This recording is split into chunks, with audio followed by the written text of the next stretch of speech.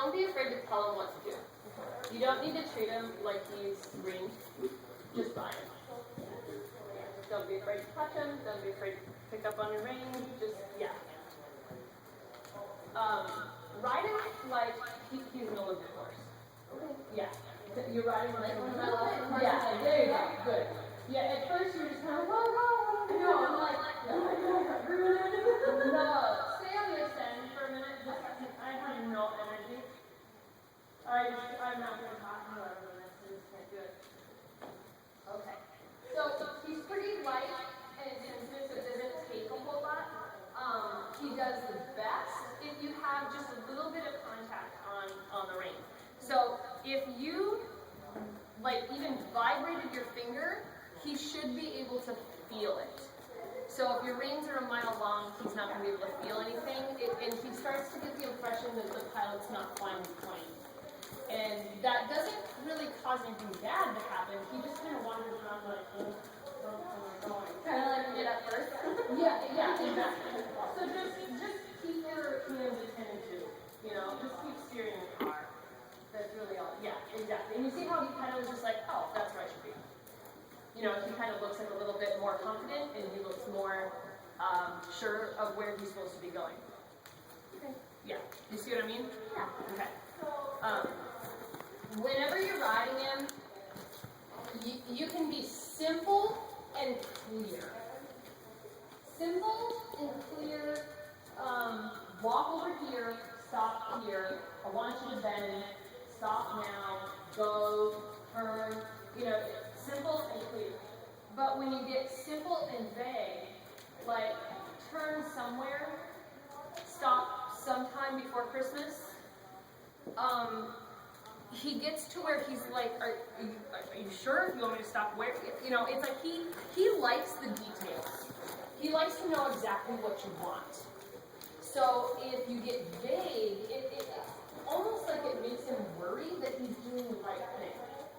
You know, does that make any sense? Yeah. Okay, alright. So, yeah. Clear and simple. Alright. Let's ask him to just make a turn. Just experiment with him a little bit. So, just turn somewhere, go somewhere. There you go. Yeah, you actually sit on him really nice. I always assume that people ride way worse than they say they do. You ride much better than you say you do. Oh. Yeah. Thank you. I guess I've always been told that I have a pretty good seat. Sometimes I don't know, I like a lot of direction when I'm riding, and I kind of like second guess myself, so I'm like, is it right? Like, I'm sure. Actually, Like, that shows. really? It does. And he does that because sometimes he gets his tongue over top of his bit and he doesn't know how to get it unstuck. That's what he's doing when he does that, by the way. He'll figure it out though. And I don't, sometimes the solution to that is to tighten down the noseband so that he can't move his tongue, but I don't really want to do that, because I'd like him to just figure it out rather than just slap his mouth shut. Okay, so yeah, it kind of shows that there's nothing wrong with saying please turn, please stop now, that's fine.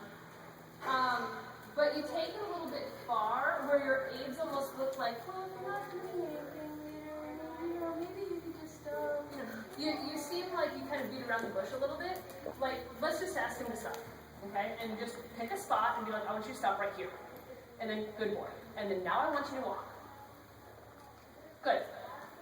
Just be a little bit more decisive, because now you're the decision maker. You are the smart one. And he's the one going, okay, I'm the one that doesn't know what I'm doing yet. I'm still new at this.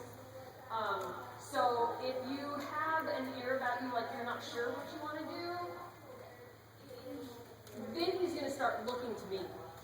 Do you know what I should be doing? Yeah. So simple, and clear. Okay. Yeah. And I like how here you have your leg not on him, but you're supporting him. It's like you're making it obvious, like, I got you. Like you're holding his hand. And he really likes that. He is a horse that needs a lot of reassurance that he's going the right direction. So So your legs in your hands, your seat should kind of be like the line on the rug. Just telling them where you're supposed to go. And let's just ask him to stop again. And just take a spot. Good. And he's a horse too that, like I said, he really doesn't make any mistakes. So when you ask him for something, as long as you're decisive, you can be pretty darn confident that he's going to do it. Yeah.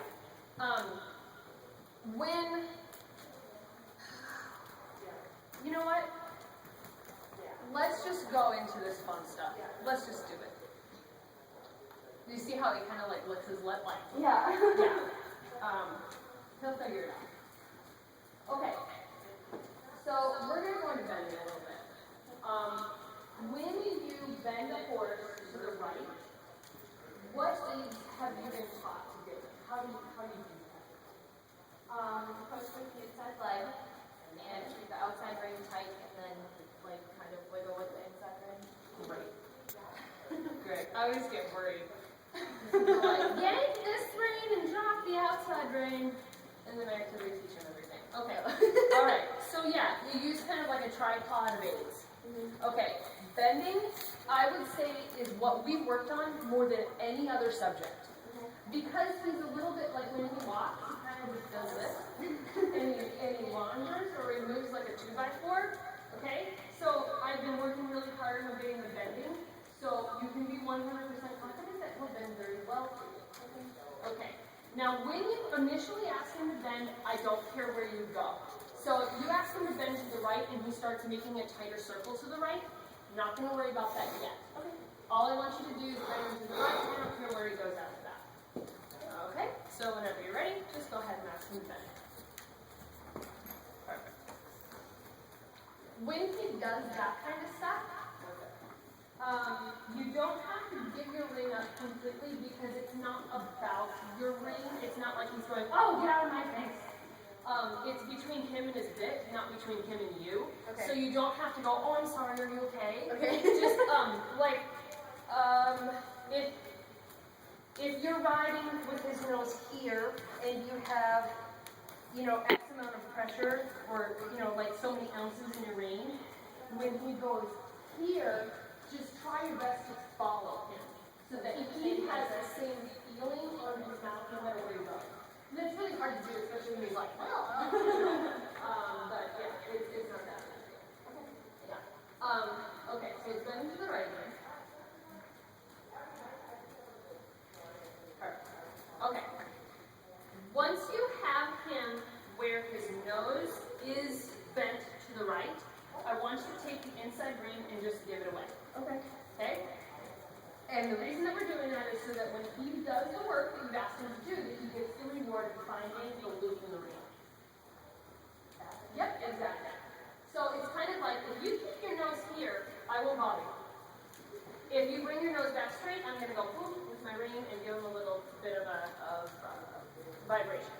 Yeah, bingo. Good. So you see how he gets a little bit less racy about it and he holds it there for actually a little bit longer? Perfect. Exactly. Okay. Now, your next challenge is to take him from this small circle and to make it larger. Okay. But you're going to do it